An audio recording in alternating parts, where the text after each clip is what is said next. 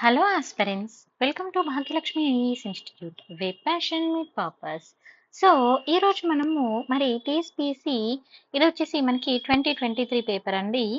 So 2023 paper నుంచి మనం important theme point of వ్యూలో చూద్దాం. ఓకేనా? So important themes and elimination techniques కూడా చూద్దామండి. ఆల్రెడీ మనము 2022 పేపర్ కంప్లీట్ చేసాము. ఇంకా కొన్ని మ్యాథ్స్ ప్రాబ్లమ్స్ ఉన్నవి, అంటే అర్థమెటిక్ రీజనింగ్. సో అది కూడా చెప్తాను. ఇంకొక 15 క్వశ్చన్స్ ఉన్నాయనుకుంటా, అది కూడా పెడతాను నేను. సో ఇందులో కూడా నేను ఫస్ట్ 15 క్వశ్చన్స్ పెట్టాను. కొత్తగా చూసే వాళ్ళు ఉంటే మిగతావి చూడండి. ఓకేనా? సో ఇక్కడ చూడండి, క్వశ్చన్ నెంబర్ 15 వచ్చేసి మనకి ఏం అడుగుతున్నారు చూడండి. ఇక్కడ మర్బగ్ వైరస్ డిసీజ్ ఎంవిడి, ఇక్కడ ఏమంటున్నాడు, డిసీజెస్ గురించి అడుగుతున్నారు. అంటే ఇది సైన్స్ రిలేటెడ్ గా మనకి బయో పార్ట్ లో కూడా వస్తుంది. ఓకేనా? అండ్ ఇది మరి దేనిలో ఉంటుంది, ఇక్కడ చూడండి, ఇక్కడ డిజీజ్ అన్నారు, అంటే ఇది మోస్ట్లీ మనకి కరెంట్ అఫైర్స్ పాయింట్ ఆఫ్ వ్యూలో ఉంది అని నేను చెప్తున్నా. ఎందుకు కరెంట్ అఫైర్స్ లో ఉందని చెప్తున్నానంటే according to the WHO report అని ఇక్కడ మనకి ఇచ్చారు క్లియర్ గా. ఓకేనా? ఇక్కడ చూద్దాం. అయితే MVD earlier known as a Marburg haemorrhagic fever అని. సో ఇది కొంచెం difficult to pronounce, but okay, తెలుగులో కూడా ఉంది. ఎవరికైనా తెలియకపోయినా మీరు ఇక్కడ చూసుకోవచ్చు, హెమరేజిక్ ఫీవర్ అని. ఓకేనా?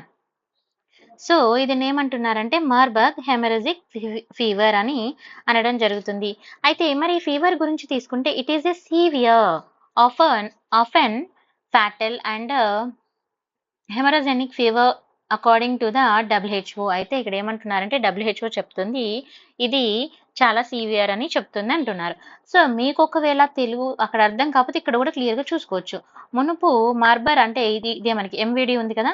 సో ఎంవిడి అని పిలిచే ఈ మార్బర్ వైరస్ అనే వైరస్ వ్యాధి అనేది తీసుకుంటే ఇది తీవ్రమైనది అని చెప్తున్నారు. అండ్ తరచుగా ప్రాణాంతక రక్తస్రావ జ్వరమునకు దారితీస్తుంది అని చెప్పారు. సో మరి దీన్ని ఎవరు చెప్పారు అనేది కూడా మనకి ఇక్కడ క్లియర్ గా ఇచ్చారు. ఎవరు చెప్పారు? డబ్ల్యూహెచ్ఓ చెప్పారు అని చెప్తున్నారు. So this is related to the current affairs point. క్లియరా? అయితే నెక్స్ట్ పాయింట్ తీసుకుంటే టంజానియా ప్రభుత్వం తన వాయువ్య కగేరా ప్రాంతంలోని మార్చి 2023లో ఎంవిడి వ్యాప్తిని నివేదించింది అని అంటున్నారు. So come to the English. ఇక్కడ ఏమంటున్నారు, తంజానియా గవర్నమెంట్ ఏమంటుంది, రిపోర్ట్ అన్నది ఇచ్చింది అంటున్నారు. అవుట్ బ్రేక్ ఆఫ్ ద ఎంవిడి మార్చ్లో అక్కడ అది స్ప్రెడ్ అయినట్టుగా చెప్తున్నారు అని అన్నారు. సో అంటే ఇది మనకి మార్చ్ 2023 కరెంట్ అఫైర్స్ ఉంది. క్లియర్ గుర్తుపెట్టుకోండి. సో కరెంట్ అఫైర్స్ అనేది మీరు ఒక 6 to 8 months అయితే గట్టిగా చదవండి. ఎందుకంటే మనకి ఎక్కువ కరెంట్ అఫైర్స్ 6 to 8 months నుంచి వచ్చినాయి. ఇంకా కొన్ని కరెంట్ అఫైర్స్ మరీ ఓల్డ్ గా వచ్చినాయి. 1 year కరెంట్ అఫైర్స్ కూడా ఉంది, 1.5 year కరెంట్ అఫైర్స్ కూడా ఉంది. But 6 to 8 months current affairs లో ఎక్కువ క్వశ్చన్స్ వచ్చినాయి అన్నట్టుగా. క్లియర్ కదా? ఇది ఒక పాయింట్ గుర్తుపెట్టుకోండి. నెక్స్ట్. సో నెక్స్ట్ తీసుకుంటే మరి ఇక్కడ ఇప్పుడు దీనిలో ఏది రైటు అనేది మనకు తెలుసుకోవాలి కదా. సో ఒకవేళ మీరు కరెంట్ అఫైర్స్ పాయింట్ చదివి ఉంటే ఓకే, చదవకపోయినా కూడా మీరు కొంచెం ఆలోచించుకోగలగాలి. ఓకేనా? సో ఇక్కడ డబ్ల్యూహెచ్ఓ, ఎందుకంటే వరల్డ్ హెల్త్ ఆర్గనైజేషన్ అనేది మనకి డిజీజెస్ గురించి చెప్తుంది కదా. సో డబ్ల్యూహెచ్ఓ డిక్లేర్ చేసింది అన్నారు. సో ఈ పాయింట్ మనకి రైట్ అయ్యే ఛాన్స్ ఉంది కదా. సో అంటే ఆర్గనైజేషన్ బట్టి కూడా మనం కొంచెం ఆలోచించుకోవాలి. నెక్స్ట్ తర్వాత ఇది మార్చ్లో మనకి తంజానియా గవర్నమెంట్ ఇక్కడ రిపోర్ట్ అనేది చేసింది అంటున్నారు. సో కొంచెం కరెంట్ అఫైర్స్ పాయింట్ ఆఫ్ వ్యూలో వచ్చిన వాటిని జాగ్రత్తగా చదువుకుంటేనే మనమేమో ఆన్సర్ అయితే చేయగలుగుతాం. ఎందుకంటే ఇక్కడ స్పెషలైజేషన్ అనేది ఉంటుంది కదా ఏ గవర్నమెంట్ అనేది. సో అది చూసుకోవాలి. ఓకేనా? ఒక్కసారి మీరు కరెంట్ అఫైర్స్ని బట్టి పట్టని అవసరం లేదు. క్వశ్చన్ ఆన్సర్ చూసినప్పుడు మనం ఐడెంటిఫై చేయగలిగితే సరిపోతుంది. అండ్ నేను కరెంట్ అఫైర్స్ మన యాప్లో అయితే ఉండదండి, ఓన్లీ 149 రూపీస్కే పెట్టాను. 1 year కరెంట్ అఫైర్స్ ఉంది. ఎవరికన్నా కావాలనుకుంటే మీరు చూడొచ్చు. 400 pages అరౌండ్, అంటే 400 pages అంటే మీకు నేను క్లియర్గా ఇచ్చాను, లైక్ నీట్గా ప్రజెంటేషన్. సో 400 pages ఉంటుంది, ఈజీగా చదవచ్చు ఒక 2-3 daysలో. కావాలనుకున్న వాళ్ళు చూడొచ్చు. భాగ్యలక్ష్మి ఆన్లైన్ ఇన్స్టిట్యూట్ అని మన యాప్ ఉంటుంది, చూడండి. సో ఈ 2 ఆన్సర్స్ కూడా మనకి రైట్ అండి. ఓకేనా? మనకు ఒకవేళ తెలియనప్పుడు కొంచెం ఇక్కడ స్ట్రాటజిక్గా కూడా ఆలోచించుకోవాలి. ఓకేనా? స్టేట్మెంట్ అనేది పాజిటివ్గా ఉన్నాయా, నెగిటివ్గా ఉన్నాయా, లేకపోతే ఇది మనకి రిలేటెడ్గా ఉన్నాయా లేవా అనేది కూడా మనం చూసుకోవాలి. ఈ రెండు కూడా ఎంవిడి గురించే మాట్లాడుతున్నాయి. ఇలాంటివన్నీ మనం జాగ్రత్తగా చూసుకోవాలండి. ఓకేనా? Next, who among the following has been elected as the head of the new development bank? ఏమంటున్నారు, ఎన్డీబీకి ఎవరు హెడ్గా ఇక్కడ ఎలెక్ట్ అయ్యారు అని అంటున్నారు. ఓకేనా. ఏ మల్టీలెటరల్ ఫినాన్షియల్ ఇన్స్టిట్యూషన్. ఎన్డీఏ అంటే ఏంటండి, ఇది ఒక మల్టీలెటరల్ ఫినాన్షియల్ ఇన్స్టిట్యూషన్ సెటప్ బై, ఎవరు దీన్ని సెటప్ చేశారు, బ్రిక్స్. మనకి 2022 పేపర్లో కూడా బ్రిక్స్ మీద క్వశ్చన్ ఉంది. సో మరి ఇప్పుడు బ్రిక్స్ మీద మనం టాపిక్ మంచిగా చదువుకోవాలా లేదా, మంచిగా చదువుకోవాలి. బ్రిక్స్ రిలేటెడ్ క్వశ్చన్ అనేది మనకి 2 times రిపీట్ అయింది కాబట్టి క్లియర్ కదా టాపిక్. సో ఇది 2023 మనకి కరెంట్ అఫైర్స్. మరి ఇక్కడ మనకి 4 ఆప్షన్స్ ఉన్నాయి, ఏది రైటో మనకు తెలియదు. ఫస్ట్ ఏం చేయాలి, ఫస్ట్ టెన్షన్ అవ్వద్దు. ఏదైనా ఆన్సర్ తెలియకపోతే ఫస్ట్ ఆ ఆప్షన్ చదవండి. ఒక మీకు at least you'll get some idea అన్నట్టుగా, అంటే ఒక ఐడియా అయినా వస్తుంది దాన్ని ఎలా చేయగలుగుతాము అని. ఓకేనా. సో చూద్దాం. Former Brazilian president Dilma Rousseff. ఓకేనా. అయితే ఎవరున్నారంటే ఇక్కడ leader, first former Brazilian president అని అంటున్నారు. నెక్స్ట్ వచ్చేసి ఫార్మర్ చైనీస్ ఫినాన్స్ మినిస్టర్ అన్నాడు. ఇక్కడ చూసుకోండి, మీరు ఈజీగా ఎలిమినేషన్ చేయడానికి ఒక ఛాన్స్ ఉంటుంది. ఇది మల్టీలెటరల్ ఫినాన్షియల్ ఇన్స్టిట్యూషన్ అయినప్పటికీ ఒక కంట్రీ ఒక ఫినాన్షియల్ ఇన్స్టిట్యూషన్ ఎవరైతే ఫినాన్స్ మినిస్టర్ ఉంటారో వాళ్ళని డైరెక్ట్గా పెట్టడానికి ఛాన్సెస్ ఉంటుందా లేదా, ఇలా మనం కొంచెం ఆలోచించగలిగితే ఎలిమినేట్ చేసుకోవచ్చు. ఇక్కడ కూడా ఫినాన్స్ మినిస్టర్ ఆఫ్ రష్యా అని అన్నారు. సో ఈ 2 ఆన్సర్స్ మనము ఎలిమినేట్ చేసేసుకోవచ్చు. అండ్ థర్డ్ వన్, మరి ఇక్కడ 1 ఉంది 4 ఉంది. ఇప్పుడు మనకి చూడండి, ఇక్కడ సౌత్ ఆఫ్రికా మినిస్టర్ అని అన్నారు, ప్రైమ్ మినిస్టరు. ఇక్కడ ప్రెసిడెంట్ అన్నారు. సో ప్రైమ్ మినిస్టర్ ప్రెసిడెంట్ అనే దగ్గర మనం ఆన్సర్ చెక్ చేసుకోవచ్చు. ఎందుకు అని అంటే కొన్ని ప్లేస్ నుంచి ప్రైమ్ మినిస్టర్, ఇప్పుడు ఫర్ ఎగ్జాంపుల్ అంటే అక్కడ ఉన్న సిస్టమ్ని బట్టి, ఓకేనా, డిజ్యూర్ సిస్టమ్ అండ్ డిఫాక్ట్ సిస్టమ్ ఉంటుంది కదా, సిస్టమ్ని బట్టి మనం ఆన్సర్ అయితే చూసుకోవచ్చు. అయితే మరి ఇక్కడ మినిస్టర్ ఆఫ్ సౌత్ ఆఫ్రికా అనేది, ఇక్కడ prime minister of south Africa అనేది మనము కొంచెం ఆలోచిస్తే దీన్ని ఎలిమినేట్ చేసుకోవచ్చా లేదా, అసలు బ్రిక్స్లో ఫస్ట్ మనకి ఏ కంట్రీస్ ఉంటాయి అనేది మీకు తెలియాలి. ఎందుకంటే బ్రిక్స్లో ఎవరైనా తెలిస్తే నాకు కమెంట్ రూపంలో పెట్టండి. ఎందుకంటే ఫస్ట్ మనకు తెలియాల్సింది ఏంది మెయిన్ అంటే, అసలు బ్రిక్స్ అంటే ఏంటిది, బ్రిక్స్ ఫుల్ ఫామ్ ఏంటి, దానిలో ఎన్ని కంట్రీస్ ఉన్నాయి, అండ్ అట్లా మనకి నాట్ ఓన్లీ బ్రిక్స్ ఇంకేమన్నా ఉంటే వాటిని కూడా మనము ఫుల్ ఫామ్స్ చూసుకోవాలి. చూసుకున్నప్పుడే మీకు క్లారిటీ ఉంటుంది. అర్థమవుతుందా. బ్రిక్స్ అంటే ఏమొస్తుంది, Brazil, Russia, India and south Africa కూడా వస్తుంది. సో మరి ఇక్కడ అన్ని కంట్రీస్ ఉన్నాయి ఇచ్చాడా లేదా. సో ఇప్పుడు కొంచెం ఆలోచించి మనం డెసిషన్స్ తీసుకోవాలి ఇక్కడ తీసుకునేటప్పుడు. క్లియర్ కదా. సో మనకి రైట్ ఆన్సర్ వచ్చేసి ఇక్కడ బ్రెజిలియన్ ప్రెసిడెంట్ అండి. క్లియర్ కదా. Next, which of the following statement regarding Olkiluoto 3. Oh my god, I'll read in Telugu. Wait a second. Yeah, Olkiluoto, right. Doubt వచ్చింది pronunciation. So ఇక్కడ ఏమంటున్నారు, which of the following statement regarding to the Olkiluoto 3 reactor are correct అని అన్నారు. ఇక్కడ ఈ reactor గురించి రిలేటెడ్గా statements ఏది కరెక్ట్ అని అడుగుతున్నారు. ఓకేనా. సో ఇది వచ్చేసి మనకి మన సైన్స్ అండ్ టెక్ అండి. ఫస్ట్ ఆఫ్ ఆల్ ఇది మనకి ఎందుకు ఉంది, సైన్స్ అండ్ టెక్ పార్ట్లో ఉంటుంది. ఓకేనా. సో సైన్స్ అండ్ టెక్నాలజీ పార్ట్లో మనం చూసుకుంటాము. మరి ఇక్కడ కింద మనకి 4 ఆప్షన్స్ ఇచ్చాడు. ఈ 4 ఆప్షన్లు ఏది కరెక్ట్ ఏవి రాంగ్ అని మళ్ళీ మనకి ఇక్కడ ఏబీసీలో ఆప్షన్లు ఇచ్చాడు. సో ఇలా క్వశ్చన్ ఇచ్చినప్పుడు మనం ఫస్ట్ ఎక్కువ టెన్షన్ పడద్దు, ఎందుకంటే ఇక్కడ ఒక ఆప్షన్ మనం ఎలిమినేట్ చేసుకునే ఛాన్స్ అయితే కొంచెం ఉంటుంది. అయితే చాలా మటుకి యూపీఎస్సీలో ఎలిమినేషన్ టెక్నిక్స్ తీసేశారు, మీ అందరికీ తెలుసు. తీసేయడం అంటే దాని స్ట్రాటజీ మార్చారు వాళ్ళు. క్లియర్ కదా. దాని స్ట్రాటజీ మార్చారు, తీసేయలేదు. సో మరి మనం ఎలా దాన్ని ఎలిమినేట్ చేసుకోగలుగుతాం అనేది ఇక్కడ క్వశ్చన్ అన్నట్టుగా. సో మనం ఎలా ఎలిమినేట్ చేసుకుంటామో చూద్దాం. చూడండి ఇక్కడ ఏమంటున్నారు, ఇక్కడ option A, B, C and D ఉన్నాయి కదా. మరి ఇందులో మనం ఒక్కటి ఎలిమినేట్ చేయగలిగినా కొంచెం ఆన్సర్ అయితే చేయగలుగుతాం. చూద్దాం ఏది చేయగలుగుతాం అనేది. So first one, it is a Europe's most powerful nuclear reactor అన్నారు. దేనిదంటున్నారు, యూరోప్ యొక్క మోస్ట్ పవర్ఫుల్ రియాక్టర్ అన్నారు. ఓకే. సో మనకు తెలుసా తెలియదా ఒకసారి ఆలోచించుకుందాం. దానికంటే ముందు ఇక్కడ చూసుకోవాలి, అన్నిట్లలో ఒకటే ఆప్షన్ ఎక్కడైనా రిపీట్ అయిందా అని. ఏ 3 సార్లు వచ్చిందండి, బి అనేది 4 వచ్చింది. సో బి అనేది రైట్ ఆన్సర్. దీనికోసం థింక్ చేయాల్సిన అవసరం లేదు. ఒకసారి చూడండి, స్టేట్మెంట్ చూడాలి, ఎందుకంటే స్టేట్మెంట్లో ఏముందో దాన్ని బట్టి క్లూ తీసుకొని నెక్స్ట్ ఆన్సర్ మనం ఫైండ్ అవుట్ చేయొచ్చు. It was developed in a joint venture between the France's Areva. ఇక్కడ ఏమన్నారు, ఎవరు డెవలప్ చేశారన్నారు, మన France's Areva and a Germany అని చెప్పారు. అంటే ఇది ఆటోమేటిక్గా ఫస్ట్ ఆన్సర్ కూడా రాంగ్ అయిపోతుంది అని తెలిసిపోతుంది కదా, ఎందుకంటే బి అయితే రైట్, ఎందుకంటే బి అన్నిట్లలో ఉంది. సో ఇక్కడ బి రైట్ అయినప్పుడు మరి ఫస్ట్ రాంగ్ అవుతుంది కదా. So less things that. Okay. So ఇప్పుడు మనము ఒకటి ఆప్షన్ ఏది ఎలిమినేట్ చేయగలుగుతున్నామో చూసుకోవాలి. ఓకేనా. అంటే ఇక్కడ మళ్ళీ మేడం ఇది రాంగ్ కంప్లీట్గా ఎలిమినేట్ చేశారని అట్లా అనుకోవద్దు. సో జస్ట్ చూద్దాం, ఇంకా ఆప్షన్స్ ఏమున్నాయి రిలేటెడ్గా చూసిన తర్వాత ఆలోచిద్దాం. ఓకేనా. సో నెక్స్ట్ అంటే మనం సమ్ టైమ్స్ చేసే మిస్టేక్స్ ఇలా ఉంటాయి. Construction of the Olkiluoto 3 began in ఎక్కడ కన్‌స్ట్రక్ట్ చేశారంటే 2005లో. Now ready after a delay of 14 years from the original plan. ఎన్ని సంవత్సరాలండి? 14 ఇయర్స్ అంట ప్లాన్. తర్వాత it will be help in Belgium to achieve energy security at a time when the European countries, ఇక్కడ చూడండి మళ్ళీ European countries అని అన్నారు, have cut oil and gas and power supplies from the Russia. So మరి ఇక్కడ Europe అన్నారు, ఇక్కడ Europe అన్నారు కదా. సో ఈ రెండిట్లలో ఒక్క ఆన్సర్ మనం ఇప్పుడు సెలెక్ట్ చేసుకోవాలి. క్లియర్ కదా. అయితే ఇక్కడ చూడండి, it is a Europe most powerful nuclear reactor అని అన్నారు.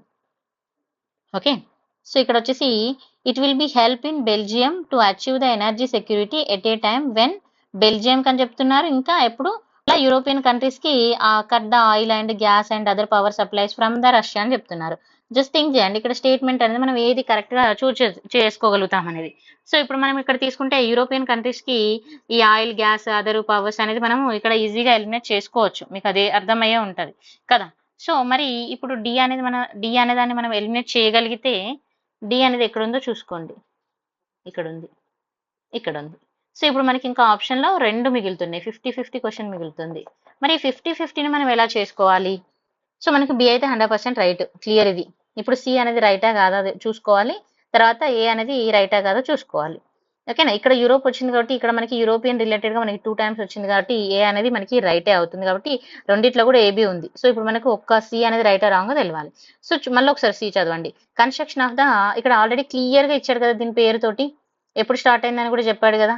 సో ఇంత క్లియర్ గా చెప్పినప్పుడు స్టేట్మెంట్ రాంగ్ అయ్యే ఛాన్స్ ఉండదు కదా. సో చూసుకోవాలి. ఓకే, ఇది కూడా రైట్, ఏబిసి. నెక్స్ట్ వచ్చేసి మనకి ఇక్కడ చూడండి, the United nations has organised A regional workshop in March 2023. ఇక్కడ ఏమన్నారు? ఏ యునైటెడ్ నేషన్స్, ఇది ఏంటి? యునైటెడ్ నేషన్ ఆర్గనైజేషన్స్ అంటే ఇంటర్నేషనల్ ఆర్గనైజేషన్స్ నుంచి ఇక్కడ మనకి మళ్ళీ క్వశ్చన్ అడిగారు, ఇది మనకి 2022లో కూడా అడిగారు, గుర్తుపెట్టుకోండి. ఓకేనా, organisation a regional worship in March 2023 అంటే ఇది కూడా మనకి ఏ పాయింట్ ఆఫ్ వ్యూలో వచ్చింది? కరెంట్ అఫైర్స్ పాయింట్ ఆఫ్ వ్యూలో. ఎట్ కత్మాండు, ఎక్కడంట? కత్మాండు, నేపాల్లో. And what was the theme of the workshop, మరి వర్క్షాప్ యొక్క థీమ్ ఏంటి అని అడుగుతున్నారు కదా. సో మరి ఇలాంటి క్వశ్చన్ అడిగినప్పుడు మనం ఎప్పుడైనా కూడా గుర్తుపెట్టుకోండి, ఆర్గనైజేషన్స్ కానీ న్యూస్ లో ఏమైనా మనకి రిపోర్ట్స్ కానీ ఇలా ఏమైనా వచ్చినప్పుడు దాని యొక్క థీమ్ ఏంటి అనేది చూసుకోవాలి. ప్రతి దానికి కూడా థీమ్ చూసుకోవాలి, మెయిన్ దాని యొక్క థీమ్ ఏంటి, అది ఎందుకు పెట్టారు, అది ఎందుకు వచ్చింది, ఒక రిపోర్ట్ చదివినా ఒక ఇండెక్స్ చదివినా దాని థీమ్ అనేది చూసుకోవాలి. ఓకేనా, సో మరి ఇప్పుడు చూద్దాం వాట్ వాజ్ ద థీమ్ అన్నాడు. ఇక్కడ మనకి 4 ఆప్షన్స్ ఇచ్చాడు, చూద్దాం ఏమేమి ఉన్నాయో. ఇంటర్నేషనల్ టూరిజం అన్నాడండి ఒకటి. ఓకేనా, next boosting the economies of Asia Pacific అని అన్నారు, ఇది ఒక్కటి గుర్తుపెట్టుకోండి. తర్వాత మెజరింగ్ ద టూరిజం ఏమన్నాడు? Measuring the tourism, better data for better tourism in Asia Asia and the Pacific అని అన్నారు. Better tourism and better data అని అన్నారు, గుర్తుపెట్టుకోండి. నెక్స్ట్ ఏకో టూరిజం ఇన్ ఏషియా పసిఫిక్, ఇక్కడ మీరు ఒకసారి అబ్జర్వ్ చేసుకుంటే ఏషియా పసిఫిక్ అనేది కామన్, క్లియర్ కదా. అండ్ ప్రమోటింగ్ సస్టైనబుల్ టూరిజం అని అన్నారు. Next sustainable tourism in Asia and Pacific అంటే ఒక పాయింట్ ఇంటర్లింక్ వస్తుంది చూసారు. ఇక్కడ ఏమన్నారు? బూస్టింగ్ ఎకనామిక్ అన్నారు, తర్వాత దాన్ని బెటర్ టూరిజం అన్నారు. తర్వాత దాన్ని ఏం చేశారు? బెటర్ టూరిజం నుంచి సస్టైనబుల్ టూరిజం చేశారు. మరి సస్టైనబుల్ టూరిజం తీసుకున్నప్పుడు ప్రమోట్ హెల్తీ ప్రాక్టీసెస్ అని అన్నారు. సో ఇక్కడ మనం ఈ ఆన్సర్ని ఎలిమినేట్ చేసుకోవచ్చు. ఓకేనా, సో ఎలిమినేట్ అయింది. ఇప్పుడు నెక్స్ట్ చూద్దాం. International tourism boosting the economies of the Asia Pacific అన్నారు. సో ఇక్కడ కొంచెం ఆలోచించుకోండి, ఆల్రెడీ మనకి అది ఉన్నది కదా, మళ్ళీ దాని మీద ఎందుకు సేమ్ ప్రాజెక్ట్ పెడతారు? సో దాని బెటర్మెంట్ కోసమే పెడతారు కదా. సో అలా కొంచెం థింక్ చేసుకుంటే మీరు ఆన్సర్ని అయితే చేసుకోవచ్చు. ఎందుకనంటే ఇప్పుడు ఉన్నది లేదన లేదు, కొత్తగా పెట్టాలనుకున్నప్పుడేమో మనము ఆ థీమ్ అనేది మనం ఆలోచించవచ్చు, కానీ ఉన్న దాని మీద సేమ్ అయితే పెట్టారు కదండి. సో దాని బెటర్మెంట్ కోసం పెడతారు కదా. సో అట్లా కొంచెం ఆలోచించండి. ఓకేనా, అండ్ ఇంకోటి ఏంటంటే eco tourism in Asia Pacific అనేది ప్రమోటింగ్ ద సస్టైనబుల్ టూరిజం అనే దాన్ని మనం ఇక్కడ కూడా ఆలోచించుకోవచ్చు. ఓకేనా, సో మనకి ఆన్సర్ వచ్చేసి బి. అండ్ కూడా గుర్తుపెట్టుకోండి, కొంచెం కరెంట్ అఫైర్స్ పాయింట్ ఆఫ్ వ్యూలో చదివేటప్పుడు మనం టెక్నిక్స్ కూడా సరిగా ఎక్కువ అప్లికబుల్ చేయలేము, బట్ థింక్ చేయగలిగితే చేయగలుగుతాం. సో మీరు థింక్ చేయడం నేర్చుకోండి ఇప్పటి నుండి. Next match the following countries. First మీకు ఆన్సర్ వస్తే డైరెక్ట్ ఆన్సర్ చేయండి, don't think about any techniques. ఓకేనా. Match the following countries based on their rank in world happiness report అన్నారు. ఇక్కడ ఏమన్నారు, మళ్ళీ రిపోర్ట్ అన్నారు. సో మళ్ళీ మనకి ఇది current affairs point of view చూస్తున్నారా. కరెంట్ అఫైర్స్ ఇప్పటి వరకు అన్ని మనం ఆల్మోస్ట్ కరెంట్ అఫైర్స్ చూసాం. 19 క్వశ్చన్స్ వచ్చాయి. It's question related to the current affairs and basic అనేది ఇక్కడ యాడ్ అవుతుంది. అంటే static with current affairs questions ఎక్కువగా ఉన్నది. Remember this point. Okay. So మరి ఇక్కడ కంట్రీస్ ఇచ్చారు, ర్యాంక్ ఇచ్చారు. మరి ఇప్పుడు దీన్ని మనం ఎలా చేయగలుగుతాం? నేను ఇంతకు ముందు కూడా చెప్పాను, ఒక్కటి మనకు కరెక్ట్ గా తెలిసినా కూడా మనం ఆన్సర్ చేయగలుగుతాం. ఓకేనా. సో ఫర్ ఎగ్జాంపుల్ నాకు ఐలాండ్ అనేది తెలుసండి. ఓకే. ఐలాండ్ వచ్చేసి ర్యాంక్ 3 అని నాకు తెలుసు. క్లియర్. సో A3, మరి A3 ఎక్కడెక్కడ ఉంది చూద్దాం. A3 ఇక్కడ ఒక్క దగ్గరే ఉంది. సో ఇంకెక్కడన్నా A3 ఉందా? లేదు. సో నేను డైరెక్ట్ ఆన్సర్ చేసుకోగలుగుతా. ఫర్ ఎగ్జాంపుల్ కొంతమందికి ఇజ్రాయెల్ తెలుసు. ఓకే. సో ఇజ్రాయెల్ వచ్చేసి మరి నాకు 4 అని తెలుసు, ర్యాంక్ 4 అని తెలుసు. సో మరి ర్యాంక్ 4 ఇక్కడ బీకి ఎక్కడ ఉందండి? అది కూడా ఇక్కడ ఒక్కటే ఉంది. ఇంకెక్కడన్నా ఉందా? ఇక్కడ వేరు, ఇక్కడ వేరు, ఇక్కడ వేరు ఉంది. ఆన్సర్ చేసి అంటే మీరు ఒక్కటి తెలిసినా కూడా ఆన్సర్ ఈజీగా చేయొచ్చు. ఓకే. ఈవెన్ ఇన్ కేసు నాకు ఏం తెలియదు, అప్పుడు ఏం చేయాలి? అప్పుడు కూడా కొంచెం ఆలోచించండి. ఇక్కడ చూడండి options A4, A2, A2, A3. అయితే చాలా మంది ఏం చేస్తారంటే ఇక్కడ 2 సార్లు దీనికి ఉంది, మేబీ రైట్ అయ్యే ఛాన్స్ ఉంటుంది, ఇట్లా ఆలోచిస్తారు. కానీ మీరు అన్ని చూసుకుంటే అన్నిటికీ డిఫరెంట్ గా ఉందండి. ఓకేనా. సో కొంచెం ఆలోచించాలి, బ్లైండ్ గా ఆన్సర్ పెట్టద్దు. ఒక్కటన్నా రైట్ గా ఫైండ్ చేసుకోవడానికి ట్రై చేయండి. ఓకేనా. ఒక్కటన్నా ట్రై చేయండి. ఓకే. తర్వాత ఫిన్లాండ్ వచ్చేసి ర్యాంక్ 1, తర్వాత డెన్మార్క్ వచ్చేసి మనకి ర్యాంక్ 2 అండి. క్లియర్ కదా. నెక్స్ట్ క్వశ్చన్ వచ్చేసి consider the following statement. Iraq has announced in March 2023 that it has discovered a large deposit of lithium, a key component of batteries for the electronic vehicles and electronic devices అన్నారు. అయితే ఇక్కడ ఏమంటున్నారు, Iraq అనేది ఏం announce చేసింది March 2023లో. Again it's comes under international current affairs. At the same time current affairs point of వ్యూలో IR related అండి. ఓకేనా. ఐఆర్ రిలేటెడ్ కరెంట్ అఫైర్స్ గుర్తుపెట్టుకోండి. So according to the United States Geological Survey, USGS అంటాం దీన్ని, United States Geological Survey అని అంటాము. Survey report published in 2022లో దీన్ని పబ్లిష్ చేశారంట. A total of 89 million tons of the lithium has been identified in the world. ఎంతంట? 89 million tons lithium అనేది identify చేశారని చెప్తున్నారు in the world, with the Australia, Chile, Argentina and China as the main producers అని చెప్తున్నారు. So మరి according to the ఈ 2 స్టేట్మెంట్లు ఏ statement right అని అడుగుతున్నారు. సో ఇక్కడ మళ్ళీ చూసుకోవాలి మనం. ఇక్కడ Iraq has announced in March 2023 it has discovered a large deposit of lithium, a key component of batteries for electronic vehicle and electronic devices అన్నాడు. ఇక్కడ స్పెషల్ గా మెన్షన్ చేశారు చూసారా. సో ఇక్కడ మనం ఆన్సర్ ని పట్టేసుకోవచ్చు. ఓకేనా. ఇదొకటి. And according to the United states, ఇప్పుడు మనము ఒకటి గుర్తుపెట్టుకోండి, ఇలా జియాలజికల్ సర్వే రిపోర్ట్ మనం రిలేటెడ్ గా తీసుకున్నప్పుడు దాన్ని ఇప్పుడు లిథియం అనేది ఎందులోకి వస్తుంది? జియోలాజికల్ సర్వే కింద వస్తుంది కదా. మరి జియోలాజికల్ సర్వే కింద వచ్చేదాన్ని మరి ఇక్కడ క్లియర్ గా మెన్షన్ చేశారు, United states of geological Survey అని. సో మరి ఇది ఆన్సర్ అయితే మనకి రైట్ అయ్యే ఛాన్స్ ఉంది, తెలుసు కదా. సో బి అనేది రైట్, క్లియర్ గా తెలుసు ఇప్పుడు. సో బి అనేది 2 ప్లేస్ లోనే ఉంది. ఓకేనా. సో నైదర్ ఏ నార్ బి పోతుంది, 1 ఓన్లీ పోతుంది. ఇప్పుడు ఈ రెండిట్లలో మరి ఏ కూడా రైటా రాంగ్ అనేది మనం ఆలోచించుకోవాలి. ఇట్లా ఆలోచించుకునే సందర్భంలో చూడండి ఇక్కడ ఇరాక్ అనేది, మరి ఇరాక్ లో ఫస్ట్ మీకు కొంచెం ఐడియా ఉండాలి, బ్యాక్గ్రౌండ్ ఆఫ్ ఇరాక్ గురించి మీరు కొంచెం చదువుకుని ఉంటే ఇంకా బెటర్. లేదన్నా కూడా ఇక్కడ ఏమన్నారంటే లార్జ్ అన్నారు, లార్జ్ డిపాజిట్. సో ఎప్పుడైనా కూడా మనకి హెవీగా లైక్ లార్జ్ గా ఓన్లీ అట్లా మనకి అన్నప్పుడు కొంచెం ఆలోచించాలి మనం. ఓకేనా. కొంచెం ఆలోచిస్తే అది, ఎందుకంటే లార్జ్ ఇలా అన్నప్పుడు ఏమైతుందంటే ఆ స్టేట్మెంట్ కొంచెం రాంగ్ అయ్యే ఛాన్సెస్ ఉంటుంది. కనుక్కున్నారు అంటే వేరు, లార్జ్ గా కనుక్కున్నారు అని సాగదీశారు చూడండి, అప్పుడు ఆలోచించాలి. ఇప్పుడు మనము ఫర్ ఎగ్జాంపుల్ నాకు జాబ్ వచ్చింది. Okay. I got the job, that is fine. నేను నార్మల్ గా మాట్లాడుతున్నా.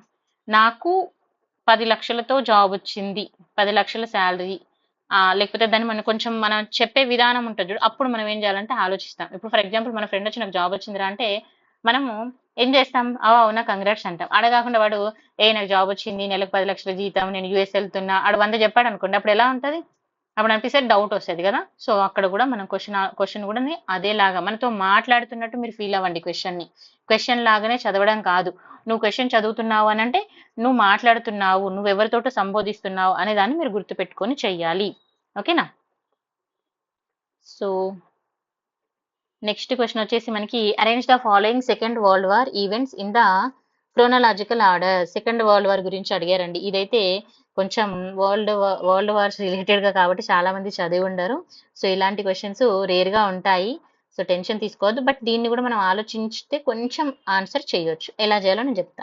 ఇప్పుడు మనం జనరల్ గా సెకండ్ వరల్డ్ వార్ టైంలో తీసుకున్నప్పుడు అది ఎవరెవరికి మధ్య జరిగింది అనేది కొంచెం ఐడియా ఉందనుకోండి. సో దానిలో ఫస్ట్ మనకు గుర్తొచ్చేది జర్మన్ అని గుర్తొచ్చింది అనుకోండి. డైరెక్ట్ ఆన్సర్ ఇక్కడ చూడండి, బి అనేది జర్మన్ తో స్టార్ట్ అయింది. ఓకేనా? సో అట్లా మనం కొంచెం ఆన్సర్ చేసుకోవచ్చు, గుర్తుపెట్టుకోండి. క్లియర్ కదా? తర్వాత ఇంకోటి చూడండి, the American atomic bombing of the ఇది ఇది ఫస్ట్ స్టార్టింగ్ జరగలేదు కదా, క్రొనాలజికల్ ఆర్డర్ లో పెడదామన్నా కూడా కదా. సో ఇది లాస్ట్ కి ఇంకా అంతా ఏమంటారు వారంతా జరుగుతూ ఉంది, ఇంకా వాళ్ళు వినట్లేదని లాస్ట్ కి అమెరికా అప్పుడు వారేయడం ఏమంటారు బాంబు వేయడం జరిగింది కదా. సో అట్లా తీసుకున్నా కూడా ఇది మనకి లాస్ట్ రావాలి. ఈ పాయింట్ తెలిసినా కూడా మీరు ఆన్సర్ చేయొచ్చు. మరి లాస్ట్ అంటే ఇదిగోండి ఇక్కడ ఉంది, ఇక్కడ వస్తుంది కదా. సో అట్లా మరి కొంచెం ఆలోచించుకొని ఆన్సర్ చేయొచ్చు. తర్వాత జపాన్ అటాక్ అని పెరల్ హార్బర్ అన్నారు. సో జపాన్ కూడా స్టార్టింగ్ చేసిందా? లేదు కదా. ఫస్ట్ వార్ స్టార్ట్ అయింది. వార్ స్టార్ట్ అయిన తర్వాత మిగతా కంట్రీస్ అన్ని ఇన్వాల్వ్ అయినాయి. సో జపాన్ కూడా మీరు ఎలిమినేట్ చేయగలిగితే సీతో స్టార్ట్ అయినాయి. స్టార్టింగ్ అనేది అసలు లేనే లేదు ఇక్కడ ఫస్ట్. తర్వాత బ్యాటిల్ ఆఫ్ స్టాన్లింగ్ గ్రాండ్ అన్నారు. సో అది కూడా కాదు.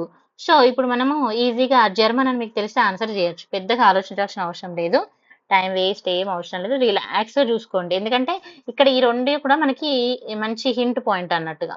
ఈ బాంబింగ్ కానీ, మన జపాన్ అటాక్ కానీ, లేకపోతే అమెరికన్ అటామిక్ బాంబ్ కానీ. క్లియర్ కదా?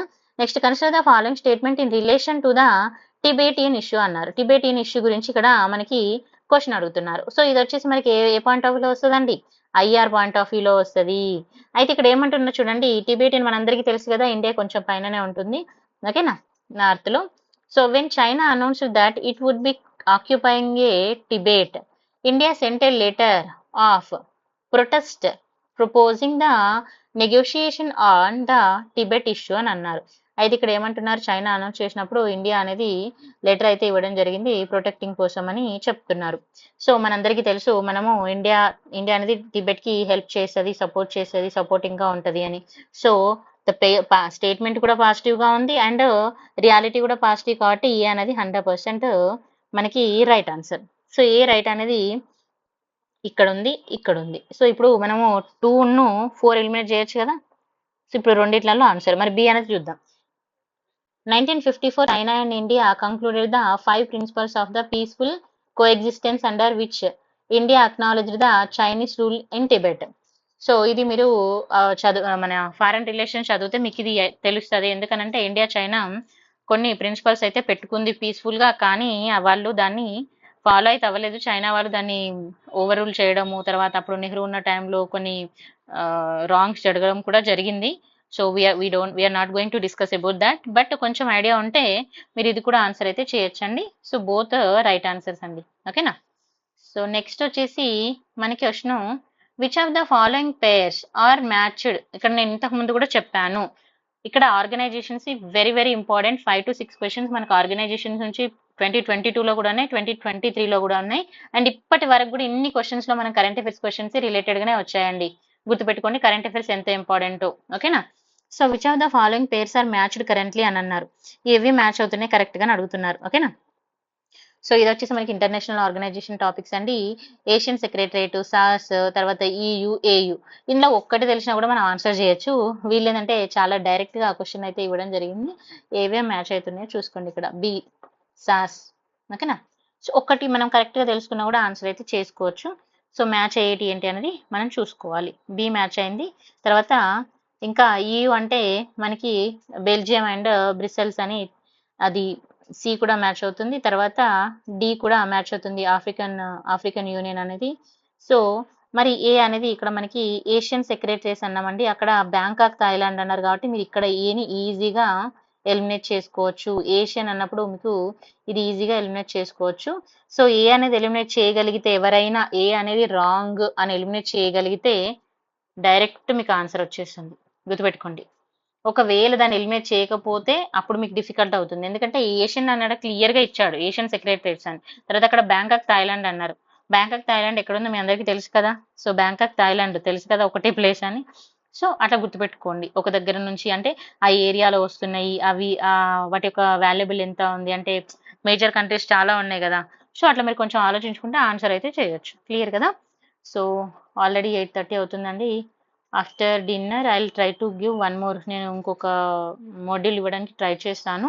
Thank you so much for watching. If you like the video, like, share and subscribe కూడా చేసుకోండి. అండ్ నాకు ఇంట్రెస్ట్ కూడా వస్తుంది, చేయాలి చూస్తున్నారు అని. So that's why. Thank you.